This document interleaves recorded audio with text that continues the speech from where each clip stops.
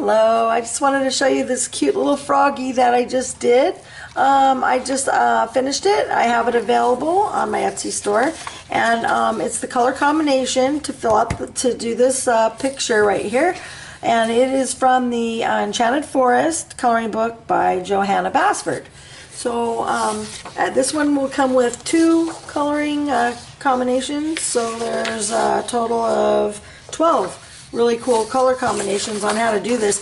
The only thing that I probably need to tell you is when you do the background, I just did the background in the crimson red, and you just you know, when you do the background, you just, you know, take your time, and you just, you know, this is just a solid color, so you know, you just sort of put the you know, use your pencil and then just do it in little strokes. You could do it in little circles if you want to.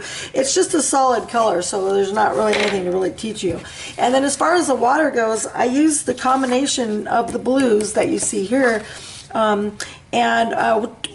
it's just the same way. I just went straight across like this with the blue, and then with all the different blues, just kind of play around and just color it in. And then to get this little look, I just took the same colors from the flowers and then just kind of brought it down like this, you know, kind of lightly. Just put a little combination of the colors and then go back across it with some white, because then it gives you like a little look like water, you know. Just kind of go across it like that. This is a really easy background, so don't even be afraid of it. You just, you know, just go across like this with the color, you know, like if you had a color like this, you just, you know, hold your pencil a little bit flat and then just go across like that, and just keep doing that until it's full. And then like when you do this part here, you would just take your colors and then just kind of bring them down like this. See how I'm bringing it down?